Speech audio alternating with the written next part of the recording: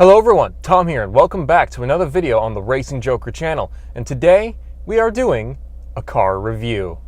So, welcome to the second draft of my first review, because last time there were some problems with audio. I have better audio equipment now. But, today, I will be reviewing my 2015 Subaru WRX. Yes, this is my car, and don't worry, I know you're probably a little concerned I could end up being biased in this review, but don't worry. I plan on being as objective as possible in this review. I also intend to give you guys good reasons for any of the opinions I put forward, and for any claims I make, I'll be sure to include an argument. But, you know, with any car review, you want to answer if the car is a good car and if it's fulfilling its purpose. You know, this is a sports car, is it a good sports car? But I can also answer a bonus question as well. Because this is my first car, the first car I've ever owned and stuff like that, you know, I taught myself how to drive manual, rev match, heel and toe, you name it. I've done a whole lot of firsts in this car, you know. So I'm going to also try and answer the question of, is this a good first car? Not just from the perspective of the gearhead, petrolhead car enthusiast, but also from the parent of a car enthusiast. Because, you know, a car enthusiast might be like, you know, they might want a high horsepower, super fast car right away, and a parent might be like, well, I mean, we don't want you to become extremely intimate with a tree at high speeds. So I'm going to try and answer that question as best I can, and hopefully my answer will be helpful for you guys. But enough about that, on to the review. And I'm going to just put some sunglasses on. No, I'm not trying to look cool, it's just really sunny out. The weather is kind of becoming nice again, and I don't feel like being blinded and causing an accident on camera. So what is a Subaru WRX? Well, I'm going to do my best to kind of introduce to you what the concept behind a Subaru WRX is. A Subaru WRX is a four-door all-wheel drive sports car. And this Subaru WRX is powered by a 2-liter, 4-cylinder, turbocharged boxer motor, which makes 268 horsepower at the crank. And as I said before, this car is a 2015, but when comparing it to, you know, newer model years, it's really not that different between the 2016s, 2017s, 18s, and so on. They haven't really changed a whole lot throughout the life of this generation of WRX, with the exception of the facelift they did in 2018, where the only main noteworthy thing they changed was the front bumper, which actually I think is much better looking than the front bumpers on the 2015 to 2017 models. So, and those front bumpers fit on any model year of this generation of WRX. So 2015 and onwards, until they come up with a new generation, that front bumper is interchangeable. So when shopping for a WRX, you should know that this is a standard car, which means that this is actually a trim level or two below the much more hardcore and slightly higher performance Subaru WRX STI. So what are some of the differences between the STI and the standard WRX? Well, for one, the drivetrain in the STI is much better overall. Handling and launches are going to be better. The transmission is so much better. A lot of people put STI transmissions into the WRX. I really want to put one in mine as well. The interior gets a few nice touches to let you know you're in something a little more special. On the outside, you get STI badges and the signature STI wing. And you also get some nicer wheels as well. And back in the day, aka before 2015, both the WRX and the STI used the same engine platform, the EJ platform. Nowadays, things are a little different. The STI uses the EJ257, a 2.5-liter 4-cylinder boxer motor, which produces 305 horsepower. The standard WRX uses a different engine entirely, the FA20F, also known as the FA20DIT. The FA20 is also a 4-cylinder boxer motor, but this one is 2 liters. and makes 268 horsepower. Another thing that is special about this new FA20 platform is that it comes with equal length headers rather than the usual WRX unequal length headers. There are two cool things about having equal length headers. First, having them means we get to have a twin scroll turbocharger. Second, it means the car sounds more like an Evo than a traditional Subaru.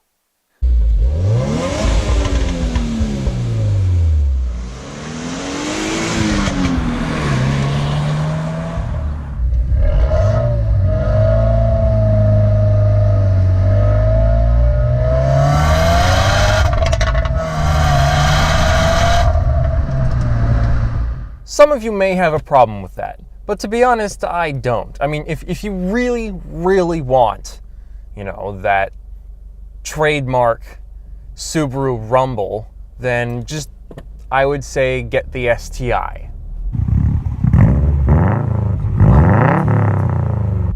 But I will say, that's a lot of extra money to spend just to get a different sound, at least if you're getting it from a new WRX STI.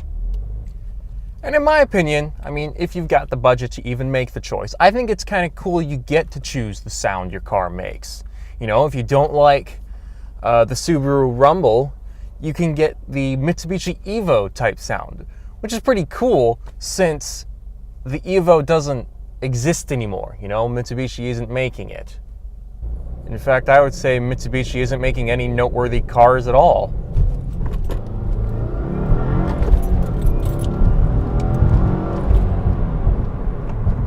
And hey, normally I would say Subaru is actually beating Mitsubishi at their own game. I mean, you can't not acknowledge the fact that the front of the car really, really, really looks like a Mitsubishi Evo 10, and there's also the fact that it sounds like an Evo. But you can't even say they're beating Mitsubishi at their own game, because nowadays, Mitsubishi isn't even playing anymore. I mean, isn't that sad? I mean, the WRX was the Evo's main rival. Who is the WRX supposed to be competing with now? So, now you know the physical differences between the WRX and the WRX STI. Now I'm going to tell you the difference in cost.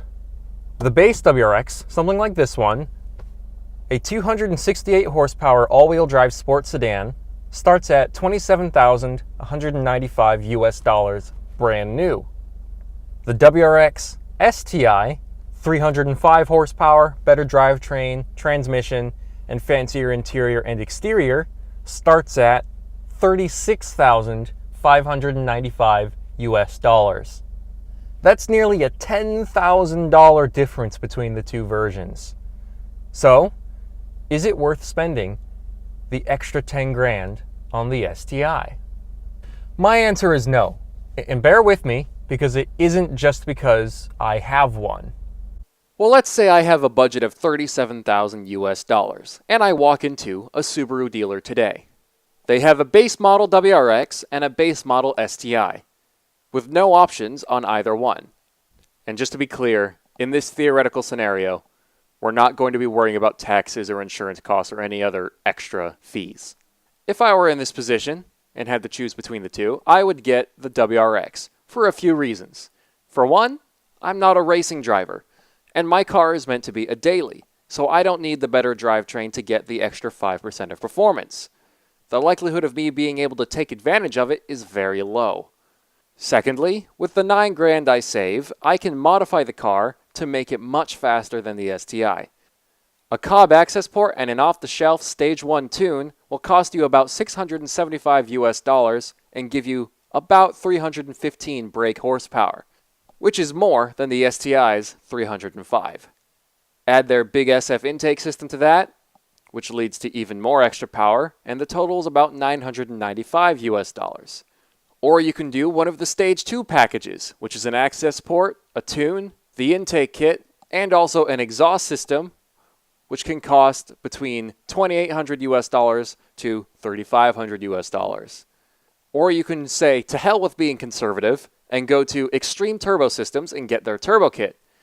This will cost you nearly 5 grand, but it includes a turbo. The PT5858 is the smallest turbine option.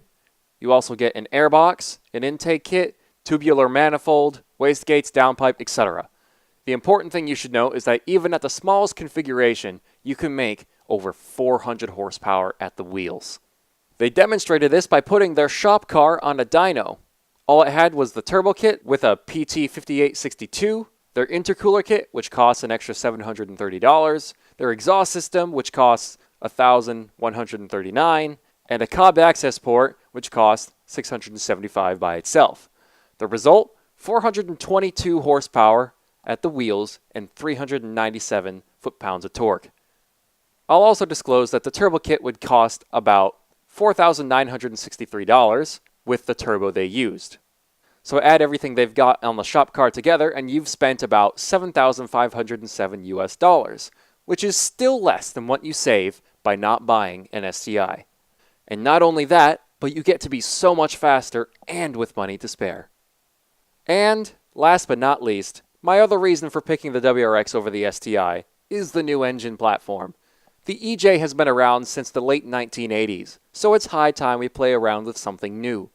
Yes, the EJ all-around has more modding support, but that's only because it's older than me.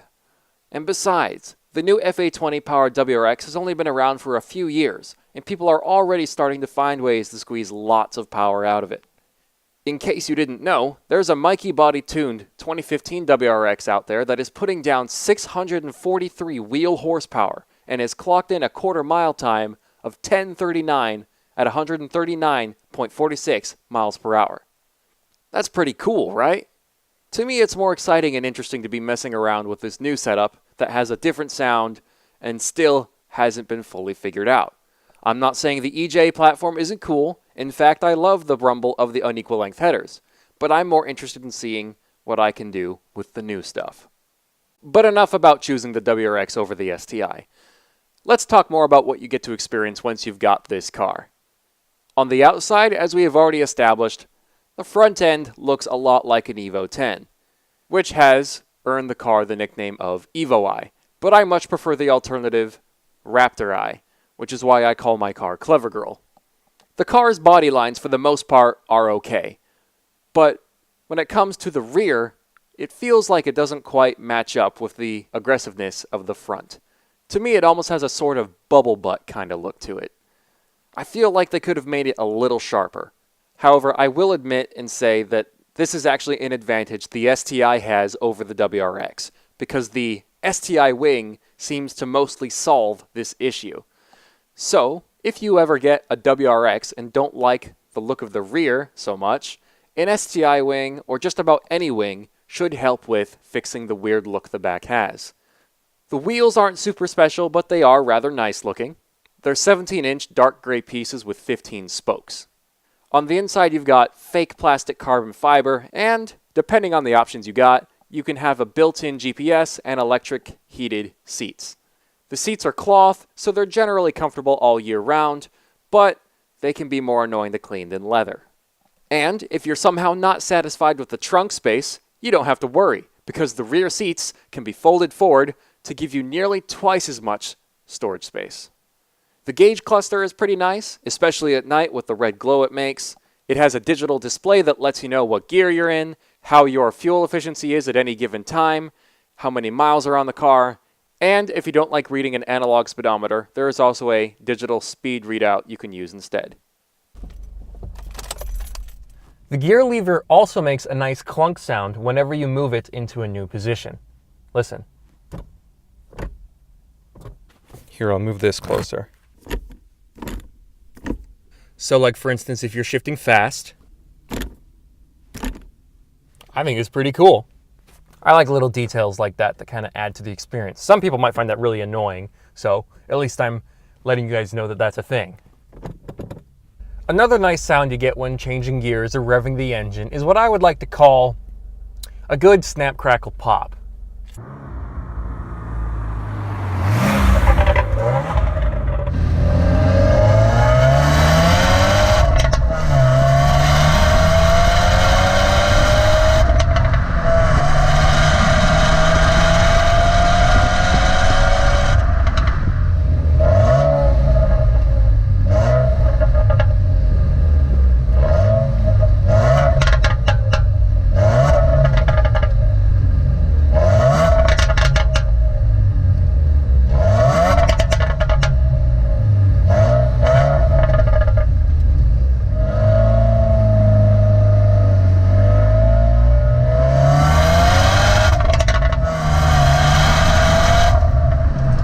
This can happen, you know, whenever you're driving pretty fast and you're upshifting or downshifting and you're rev matching.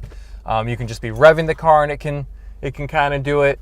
One of the best ways to make it to go snap, crackle, pop, why so serial, is to be in second or first and accelerate really hard and then slam on the clutch. Your clutch does not recommend this, or the rest of your drivetrain probably, and it will make lots of noises. For the healthier car, I would recommend doing neutral revs and upshifts and downshifts with rev matching and stuff, just to improve the longevity of your drivetrain. I should also say the car does have pretty bad rev hang. And so, you know, I mean, you can get used to it, whether you're rev matching or whatever, just driving in general. But it can be a little awkward and sound a little strange on the outside to anyone that doesn't know what's going on. It might make you look like you don't know how to drive a manual. But it can be fixed with a tune. Easy peasy. My favorite part of the interior is the steering wheel. The shape of it looks and feels so good in my hands. It feels tight and responsive, but not super heavy or light, which essentially means it doesn't feel as light and feather-like as it might in a BMW with electric steering, and it doesn't feel floaty and a little slow like how it might in something like a Toyota Camry. You've got a bunch of buttons on the wheel for controlling the radio, volume, channel, etc. You can turn on cruise control using buttons on the wheel, and if you've got a phone paired with the car using Bluetooth, you can also answer phone calls without your hands ever leaving the wheel.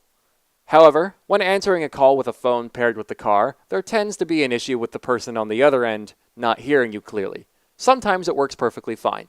I don't know whether that's because of where the audio input is in the car, or the fact that there's a lot of wind noise or road noise when the car is moving, because there isn't much sound insulation, but it's a little hit or miss, so just as a heads up. You have also got a display in the middle of the dash with various different settings that can tell you your average fuel consumption, how much boost you're making, how much throttle you're using at any given time, or just what song you're listening to. This is also where the car's backup camera is displayed as well. And while this isn't a highlight, per se, the car does have a reverse gear lockout, which basically means when you want to go in reverse, you not only have to put in the clutch and move the gear lever, but you also have to pull up a tab on the gear lever so that the gearbox can even allow you to go into reverse. It's a nice little safety measure, and it helps you from causing any unnecessary rookie damage to your car.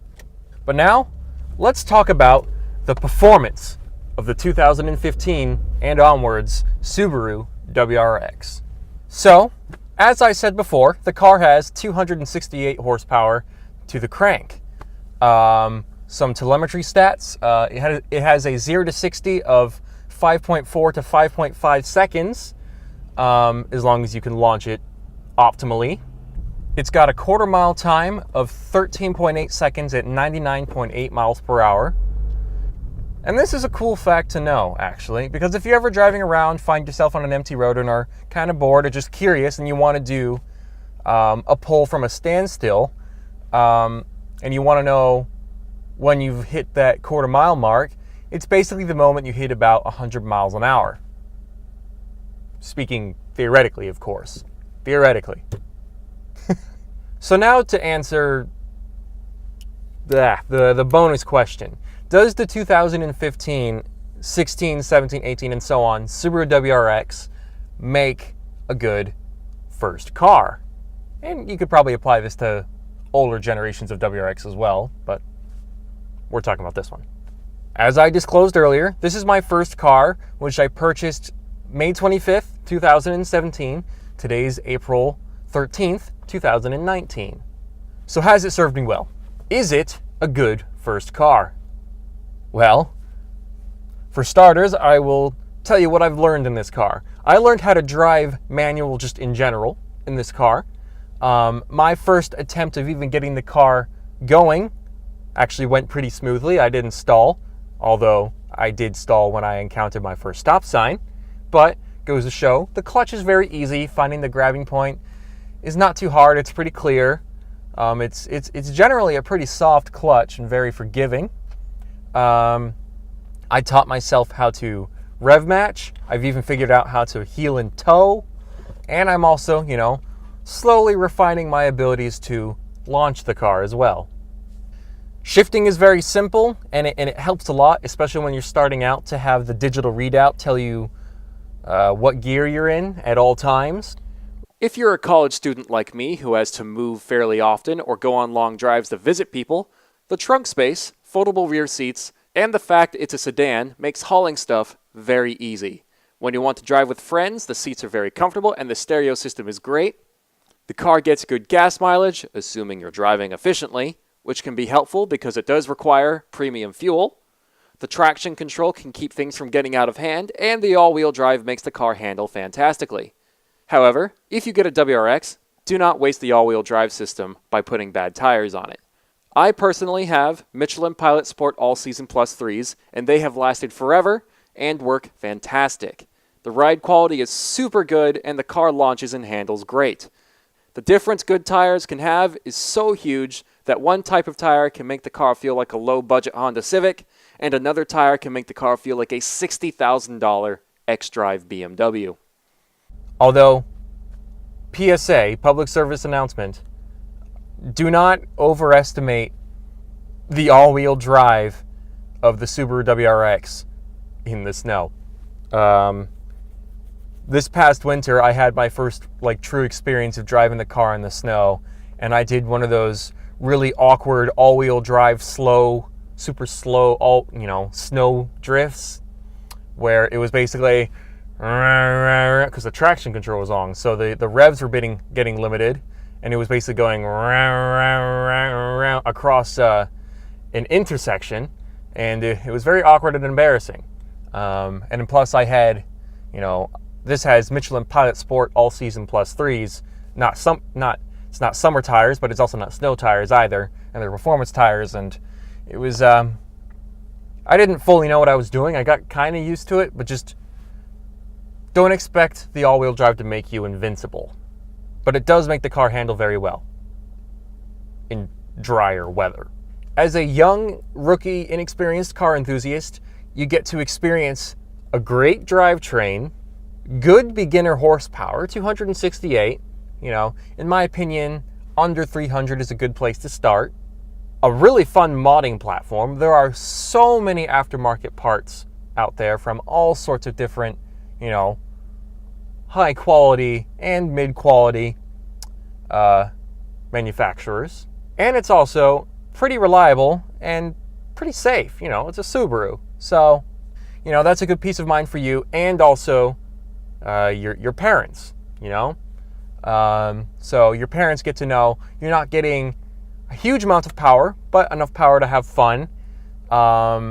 It's got a good drivetrain, which means it's pretty easy to drive, pretty easy to handle. It's pretty safe. It's got good brakes, as long as you have good tires on it. That's also pretty important.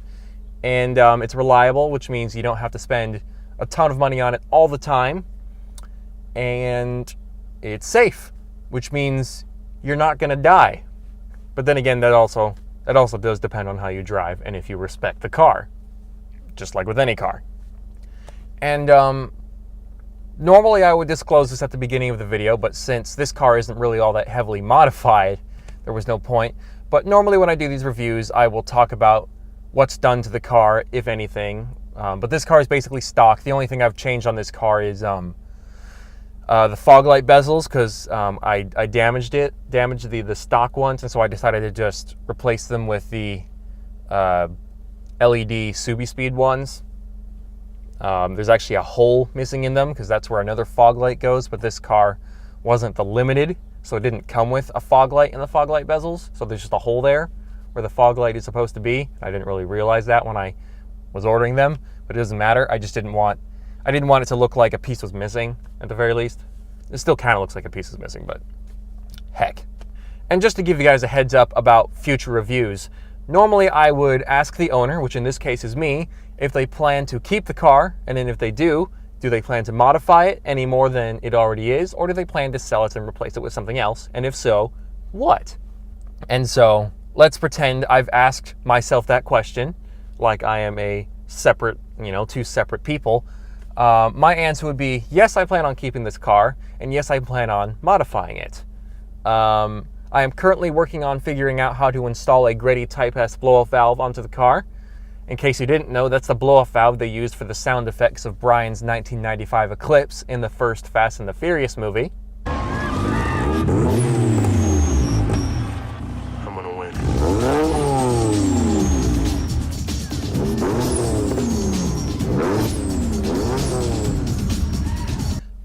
I also want to put an S207 or an S209 carbon fiber wing on the car.